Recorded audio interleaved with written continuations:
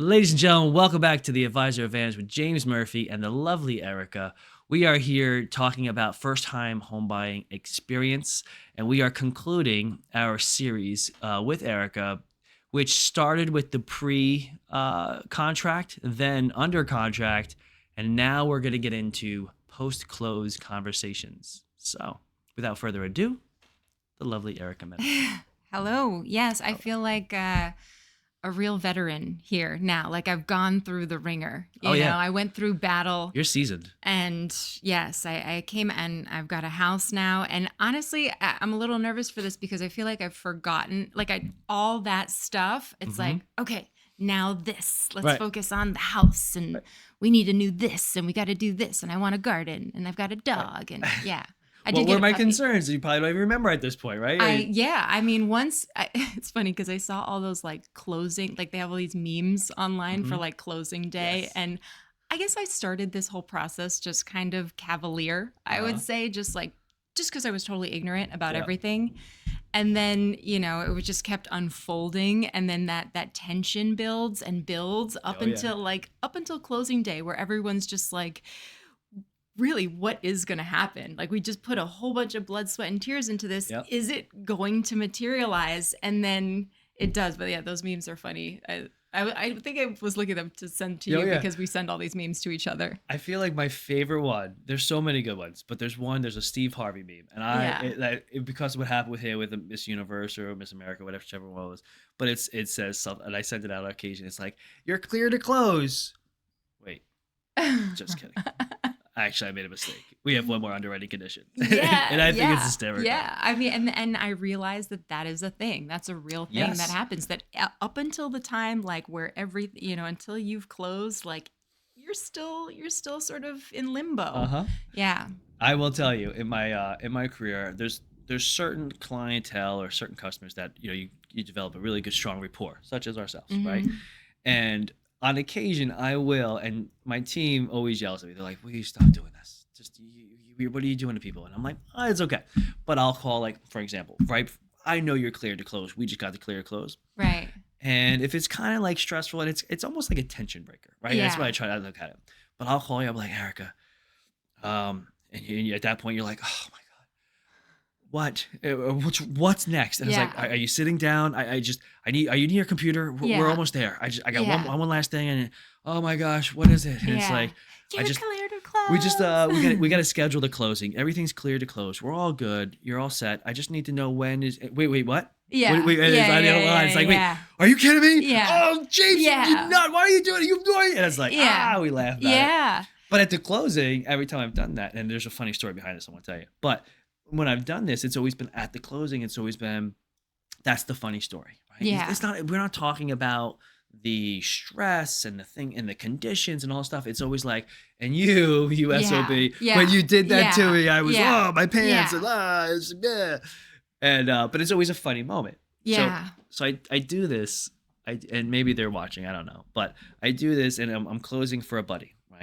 And I did it to him, but I was starting to get close with the real estate agent who I hadn't worked with before. But so I tell her, and she's developing a good rapport with him as well.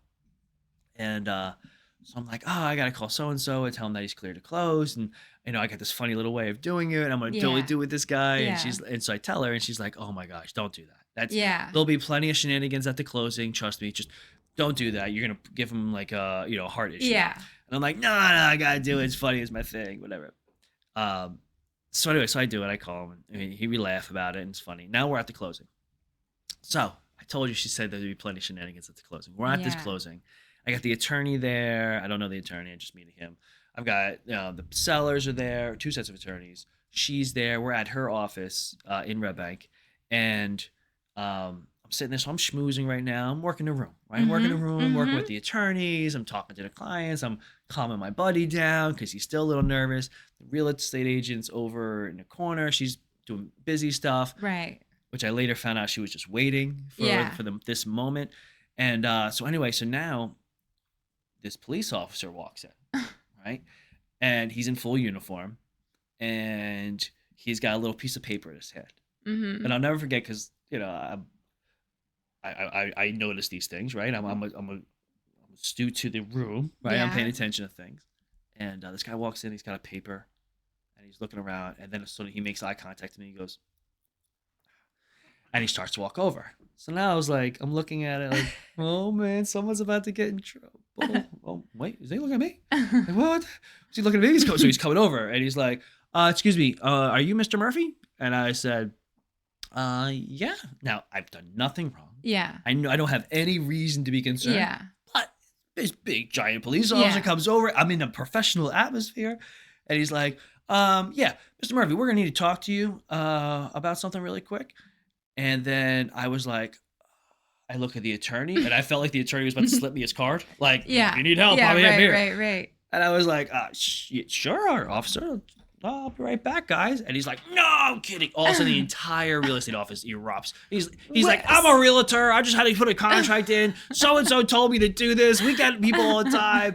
Joke's on you. And the whole place erupts. My buddy starts cracking up laughing. And then the realtor comes over. She goes, I told you there'd be shenanigans. Wait, so they who planned this? The realtors planned it. And they had me like sweating bullets. I mean, knowing I did nothing wrong, Yeah, but still, yeah. you know, he comes over, calls you by name, has a piece of paper, and I'm thinking, I feel what is this on that paper? like tensions are high at closing anyway. Yeah. The anticipation and everything. So my closing had no shenanigans. No, it was fantastic, and it was one of those. And I still see the realtor who was a police officer at my bank as well. Yeah. I still see him every now and then, and we joke about it. He's like, Yeah. remember that closing? And I'm like, yeah, I remember that closing. Is that like something they do regularly or they just thought you'd be a good mark for that? Maybe, Yeah. but the realtor did come over. She's like, how's it feel? Yeah. How's it feel? And then she looks at the client, and he's laughing, and she's like, maybe you shouldn't put people through these things either. Yeah. And I was like, I want to punk someone like that. Oh, too. it was a fantastic punk. Yeah. And oh my gosh, did they get me good?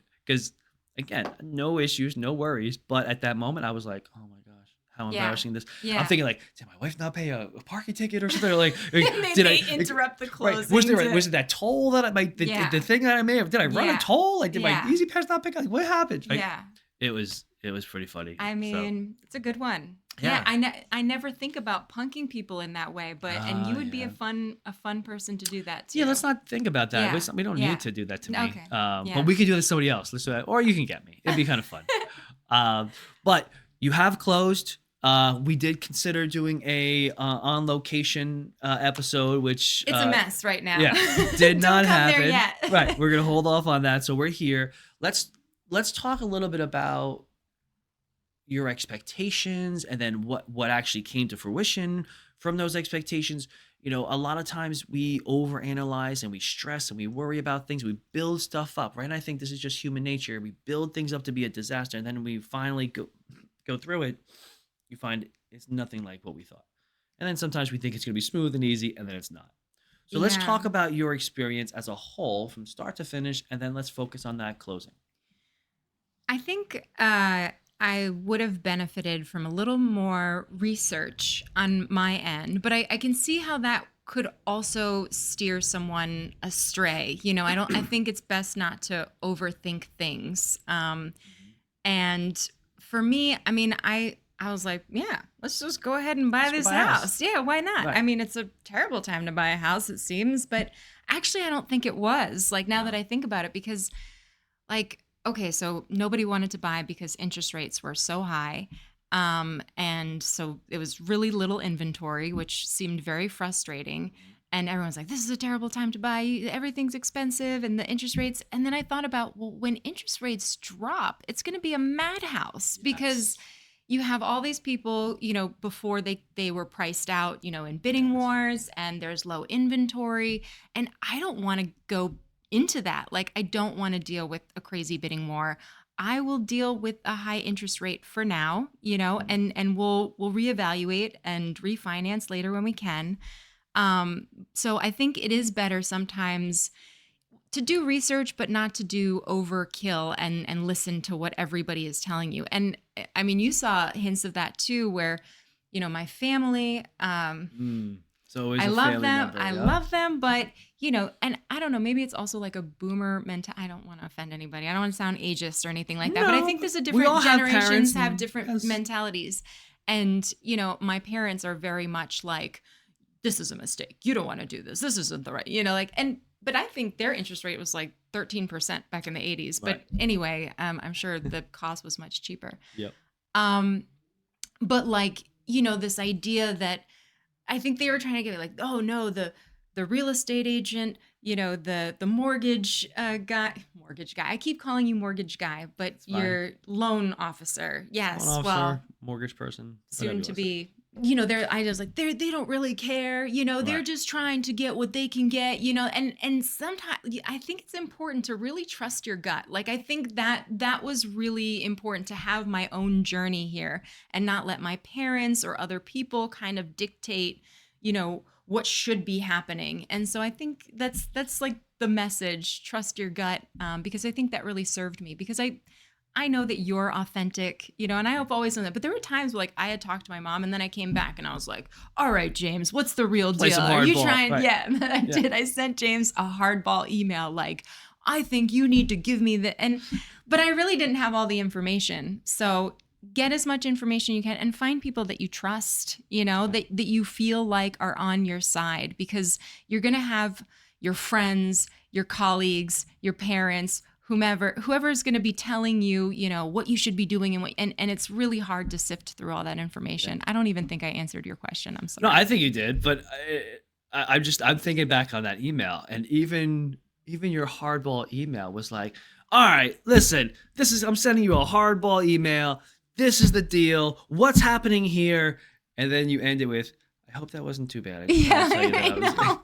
Because as a first time home buyer, was still exploring, my role. Like, should I be more, demanding? Should I let things Mhm. be? Like, what is my I was trying to calibrate myself based on things, and everyone's like, no, you need to demand, these things because they're working for you. But Mhm. I genuinely felt, you definitely were on my side. Dave, the realtor, he's very lax about Mhm. things, which is cool. But he's like, because he has bought and sold so many properties Yeah. for himself too, not just as a realtor, but he owns a lot of properties.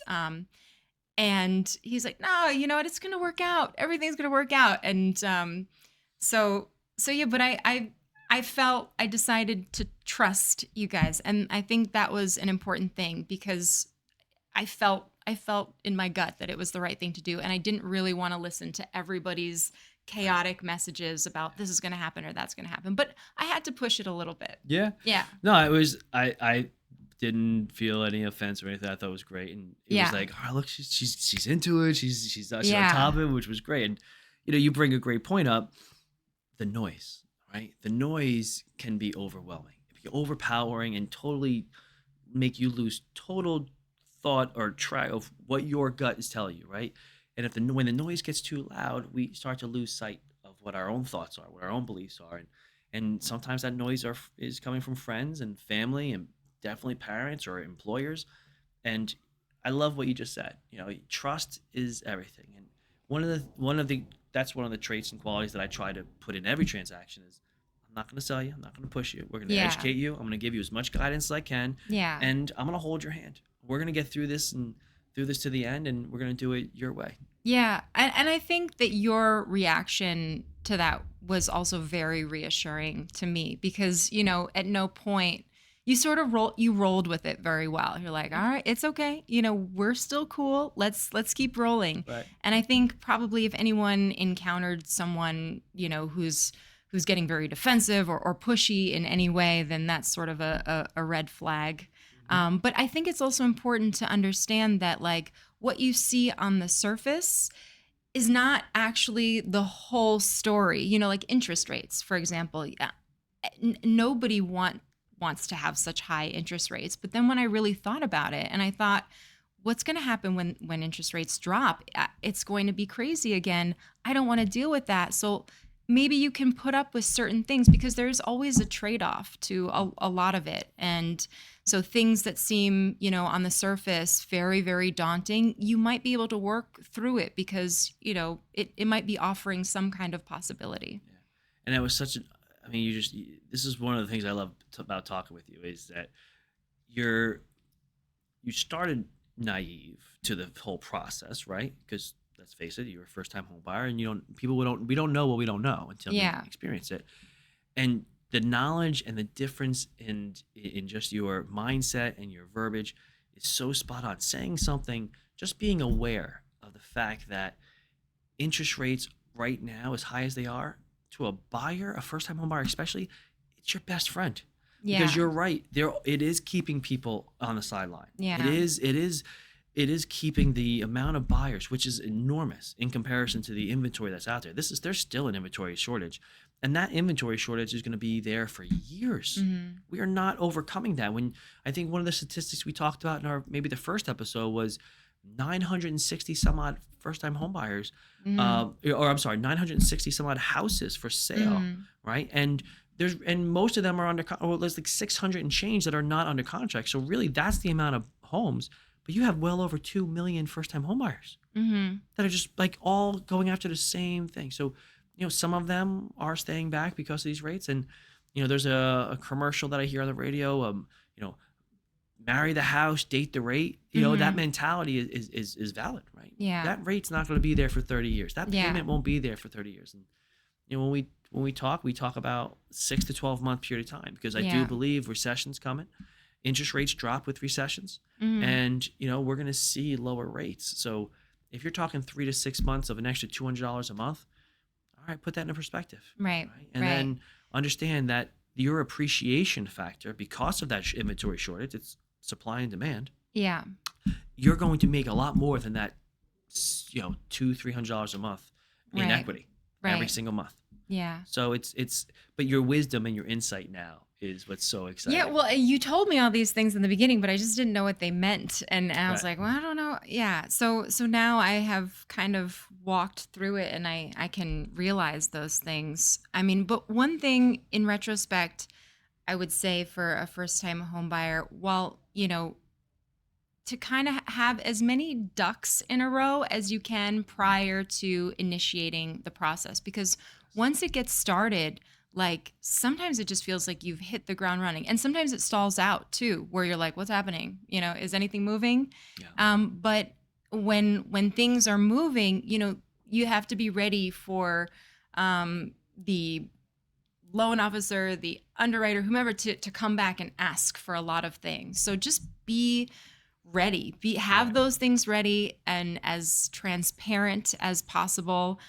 Even if you think things may not be a big deal, just kind of have the information ready so that whatever does come up, you're prepared, and then you're not you don't go down this sort of side path that stalls everything out. Yeah. Be ready for the curveball, right? Yeah. Because this experience will throw some curveballs at you, Right. right? So let's talk a little bit about what I mean, whether you had expectations or not, or didn't really know what That you was the didn't know. original Right. question. Well, that's where we're gonna pull you back a little bit. But so how did the process measure up to the expectations of what was to come when you started? Can you think back that far? Well, my short-term memory is pretty bad, but I don't really know what my expectations were about the process. As you know, I'm kind of like a let's just see what happens sort of Right. thing, and I don't necessarily condone that. Hmm. Although a little bit of it's definitely good to be flexible and fluid because there are things you can control, and then there are definitely things you can't control, like on the seller side as well, that can arise, and that also happened in my situation. But I I don't know if I knew how much stuff was actually involved, and I don't know that I knew that everything was so precarious up until like the ink dried or on in the closing. I didn't realize that everything was kind of like, well, this could happen or that could happen, and I didn't really understand the confluence of interest rates and your mortgage and how all of that connected. So it was all of this information that was kind of piecemeal, and I really didn't understand how it fit together. So I think I just Yeah, I wasn't as aware, and my expectations were like, well, once you get started, it kind of just rolls, you know? Mhm. And that's definitely not the case. Things can come up, like very weird things I'm sure you have tons of Right. stories of weird things that have come up even in the last minute that weren't anybody's fault, but just happened. Right. And just know that that can happen and maintain that flexibility and willingness to kind of work through it. Try not to get overwhelmed or totally flustered or lost in that, and try to roll with it, and just from the get-go, from when you start, have those ducks in a row so that when those things arise, you have everything that you can have at your disposal to work through it. I love that. And I think that answers the question I'm going to ask. But I'll ask you, maybe elaborate a little bit more. This show is all about giving an advantage, right? And this interview from the very first one to the second, during the process to now, right, post close. This is such great insight for a first time homebuyer. Imagine you had the opportunity to watch these episodes prior to even going in, right? Looking at the very green you that was like, I'm just so excited to own a house. Yeah. I don't know what's involved, but I'm sure it's gonna be great. Let's go get it. To the middle you, where it's like, there's a lot of work. This Yeah. is, this is good. We got this. It's fine. But whoa, that this came up and that's happening. To now, where it's like, it was all worth it, Yeah. right? So walk a first time home buyer through that process. For a first time home buyer that's listening right now, think about yourself talking to yourself when we first spoke in 2020, right? Like years ago, we first started this conversation. What would your now self have told Erica then? I think starting from a point of sort of self-reflection, and thinking about, one's own needs and what you can afford and what your real situation is. Like, I think it's really important to just take that initial deep dive within first Hmm. before you start expanding outward. Um, you don't want to start a process that you can't finish, or where you start a process and then unanticipated things come up that you may have been able to anticipate. And there will be unanticipated things that you couldn't have anticipated. But anything that you can anticipate, do your best to think about them, and not just the financial pieces, but what you're looking for, what trade-offs are you willing to make, the location. You don't want to force anything to happen, or find yourself in a house that you're not totally excited about. So I think the first step is really just going inward, Hmm. and also just looking at your financial situation, anything, any debts you might have, any all of your bills, to really like budget those things out, because it's the little things add up a lot. So what are you willing to do in order to get this price house or that price house? What might you be willing to cut? So really just kind of do that mental exercise initially, before you start the process. And like you said, have your ducks in a row, be organized, know have a plan, right? And I Yeah. think that's the biggest part of what I try to tell my first time home buyers is, what is the plan? Yeah. And when they say, I don't know what you're talking about, Yeah. I kind of smile a little bit and I say, all right, well, we're gonna figure that out right now. Yeah. Let's get it. We're gonna develop your plan. Do you have this? Have you thought about that? Where are you right now with this? And we just go through that. And I think that makes a big difference. Yeah. And I also think, like, because you and I had those conversations, and I feel like I wish I had done a little bit more research on my own end so that I could have absorbed those conversations a bit more, because you were always kind of guiding, and you had so much good information, and I don't know if I was yet primed for it even. That's a great point. I was, you would explain things and it made sense when you were talking about it, but then if I had to like recall it to Right. someone else, they're like, Right. I don't actually understand, Right. so I think that, I think it's really important to sort of prepare yourself to even be able to have those conversations with your loan officer or realtor, or to do some basic, get a basic understanding of the landscape of what it means. But I mean, you were great, and in retrospect, you were right about everything. Well, I don't know about everything, but thank you very much. That was, when you do this long enough, when you do anything long enough, I think we just this is 2 decades now, and Mhm. just saying that out loud sometimes is like, have I really been doing this for that long? This is crazy. But Yeah. it just flies. Time flies, and we've helped a lot of families and a lot of buyers out there, and that's the reward. Yeah. That's the exciting part. And I love having these conversations with past customers like yourself and futures to come, because it makes you really appreciate what you do. Yeah. Right? Yeah. Well, and I know you're genuine when you say that, so that's nice. Not just making a nice thing to say for the cameras. You're a good guy. And Well, thank and you. that's, another thing again with the noise. You will experience a lot of noise, from everyone's got something to say about it. It's like surprising how much people want to dig into your Yeah. journey, Right. and with the best intentions. Um, but which is why it's really important to feel confident with your team, like with the real, like people who are experienced with first time home buyers. You don't want to feel like, oh, well, they know what they're doing, I don't need to. You want to participate. You should feel like your people, your team, want you to participate too, want you to be active, take an active role, so you don't feel like all of this is happening, without your full participation. So really finding those people that you trust, who are comfortable and experienced working with first time home buyers. Erica, that's just all that is so perfect. The team mentality, you couldn't be more spot on. Because there's it takes a lot of different moving parts to make this happen, right? And you need the right people in place to monitor those moving parts and put the Yeah. puzzle together the right way. And you also need to feel like you can ask them anything, that you can ask them anything at any time of day.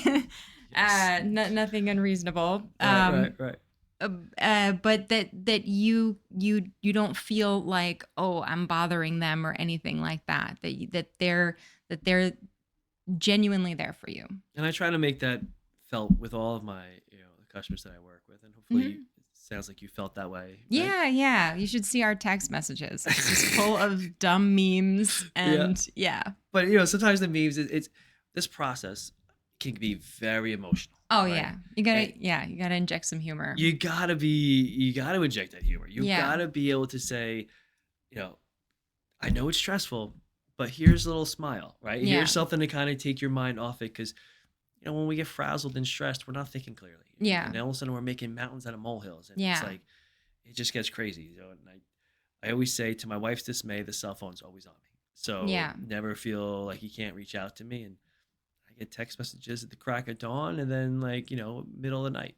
Yeah. But that's why we're here, and that's what I look. That's why I am a loan officer by trade, but I consider myself to be more of an advisor than anything else. And that's why Yeah. we named the show this Advisor Advantage, because there's an advantage of having someone like myself, or anyone like me in your corner. Yeah. The Definitely. experience, the wisdom, the compassion, and just the communication and the service. It goes so much farther than what's your interest rate, or Yeah. what are your closing costs. And I always chuckle when that's the first conversation piece that I have with Yeah. clients, because it's like there's so much more to this conversation. Here, Yeah. I if I had any control over interest rates, I would be far wealthier, and I'd have way more friends. I'm sure of Let me I'm gonna plug what you did, which we were in, what was it, seven, I don't know, it was in the low sevens, it. and James was like, just bear with me. I mean, we locked our interest rate at sort of the final hour. Well, we thought it was the final hour, but then Right. the buyer or the Oh, yeah, we seller had that wasn't. situation. Yes. But yeah, but we got it on a dip. Just as he was like, just wait with me, just wait with me. I was Hang like, in but I there. don't know, because it keeps going up and then it goes down and then it goes up. I really, talk about expectations. I had no idea it was such a gamble at times. Like, you're really just gambling with whatever the market is doing.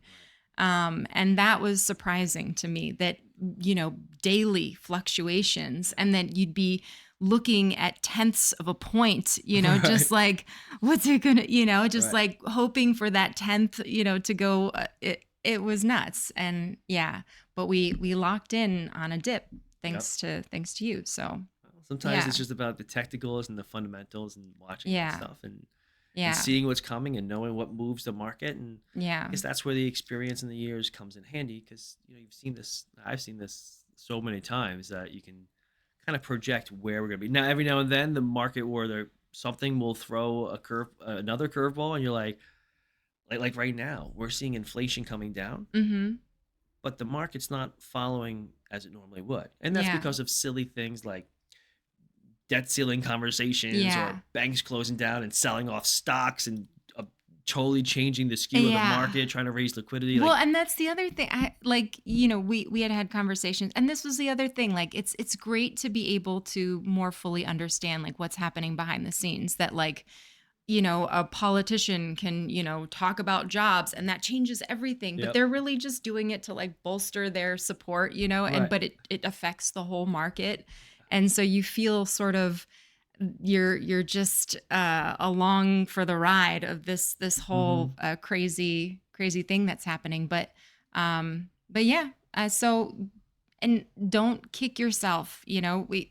Sometimes you just don't know all the factors that go into that. And I know there's so much emphasis that goes on to interest rates, but at the end of the day, if you can stomach that interest rate and know that the future can bring something better if you refinance, then it might be worth it, because again, when interest rates come down, you might find yourself fighting off a bunch of other potential homeowners trying to buy their first Yeah, house and at or that second. point, spend a lot more money for the house, right? Yeah, Because these bidding wars, I mean, that sounds stressful. any buyer out there knows, I'm sure, cringes at the word bidding war, Yeah, right? Sellers love it, right? yeah, Sellers are like, all right, I'm going to list for this, but I right, know I'm going to get that right. because we're going to get all these people in here. But I had a conversation with someone the other day that was stressed out about the rate. And when we went through this, I said, listen, I know it's an extra, I think it was like $120 higher than Mm-hmm. what she wanted to pay. And I said, we might very well get there. You gotta stay with me. Let me monitor this. We're gonna float in the beginning, and we're gonna see what when the dip comes, when it's time to Yeah, lock. And she had said, well, I'm not sure, and she pushed off. And then we ran through some charts and some other technical data, and I had some software that we used, and I said, look, this is what the average appreciation factor is right now. mm-hmm. Here's what historical appreciation factors are. And then I said, well, think about what you've been bidding over so far. And it's always been, 20,000 over, 15,000 over, if it was getting good, or 50,000 over for that matter. Right. And I was saying, in a course of a time, you're going to spend an extra I think the number was like $3,200 in a year. Like, you're going to spend an extra $3,200 right now. But if you wait, you could spend an extra 30,000 on the house Yeah, that you're going to pay interest on for 30 years yeah, or however long you're in that house. right. So perspective is key, right? And Mm-hmm. again, that's part of what we don't know is what we don't know. Um, perspective. Sometimes you just need somebody to say, listen, I know you're focused on here, and I Right, get that, but you're missing this, right. and this is so much bigger, Yeah. right? And you did entertain those things. Like, we were like, well, let's buy some points. And it wasn't clear to, even that is so complex. It's just Right. so convoluted, Mhm. because you can't just, it doesn't, Doesn't I, equate the way you no, think it's going yeah, to, it's right? not simple Right. math. I play There's one all point, I these, should be at 1% lower, right? right. No. Yeah. So don't think that you can just buy your points and your interest rates just match. It was like a difference of Yep. something nominal, and Right. it just didn't make sense. Right. So things are not, they don't equate to what you think they would, and it doesn't add up just exactly. So there's a lot of other underlying factors, some of which I asked you, like, what is it, and you started explaining. I was like, I don't know if I really need to know that. Right. But yeah, there's a lot of factors that touch everything and affect everything. So it's definitely more than meets the eye. It's sometimes the journey is everything. It's what we get out of the process and along the journey Yeah. is the real gift. And Mhm. that and the house, obviously. Yeah, yeah. I mean, the I think that is an important perspective to have, to just It's okay. I mean, obviously Trust the you need process. a place to live. Yeah, trust Right. the process, but mostly have people that you trust who are there sort of shepherding you through the process. You don't want to feel alone, and you don't want to feel like you're not connected with them, that you don't have a good relationship with them. You want to feel participatory, ask the questions, however silly you might think they are, and then understand that things will arise, and just, yeah, One step at a roll with time. it. One One step step at a at a time. time. Mm-hmm.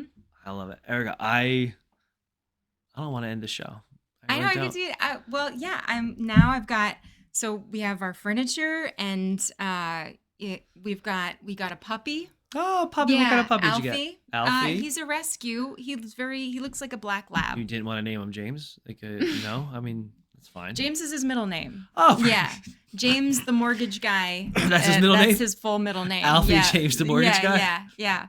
That's And great. yeah, no, I've got things growing in the garden, and it's home. So now, like, I put all this other stuff aside. So I was like, I got to remember what happened in this process, because once closing happens, it's like, bye, done Right. with that. On to this now. Right, turn the page. Yeah, Next but chapter. and the neighbors are so nice. I'm really happy too that we paid more for the thing we wanted rather than accepting the thing that wouldn't have made us that happy. That is like far away from, a town center. We really wanted to be by, a cultural center, someplace where we can walk into town or bike into town. We don't have kids, so I didn't want to be out, in the suburbs, like really far away. I didn't want to go down south or out west where I would have to make a big commute. That our initial price point is those were the houses, we're looking at. We have to kind of go out far, or we need to get a house that we're going to have to put a lot of work into. And we're like, okay, so yeah, we'll get a contract. And I'm like, no, because even if it's $100,000 less, it's going to be like at least that to do all these things. And so I'm happy we went with the thing we wanted. Don't try to push or force yourself into something that doesn't feel right. When I interview our prime partners, right? These are the real estate agents and other professionals in the industry. I always like to end the show with something that I call a parting piece of pie. And pie is an acronym. It stands for something profound, something inspiring, or something entertaining. And I feel like you've given us so many profound comments. What more do you want from Right. me? I don't know, but I don't want it to end. I know that. So I'm going to ask you if you could think of one more piece of pie that you could leave us. One more profound statement, inspiring message, or pure entertainment. Really putting me, and I could have prepared for this too because you did this last time. Right, but you're better on the fly. I think you're great. Yeah. Like, Okay. right well, off the cuff. I mean, I've already said this a couple times, but I want to capitalize on the noise thing, which, because family members, friends, whoever, it sometimes, even with their intentions being as good as they are, they can really confuse us from ourselves and our own needs and our own wants. And I had my mom tell me, this is a mistake, this guy just like you're and it gets in your head, and so I would just say whatever what's right for you. And if as long as you've done that piece of getting yourself organized and getting your, everything out into the open, bring it out into the open. Don't try to hide anything because they're going to find out. Whatever it is, they will, like, it feels like, what do you want? My arm? I don't know. It feels like that. So do yourself a favor and get all that stuff out in the open, breathe some life into it, put it to the light because they're going to ask for it.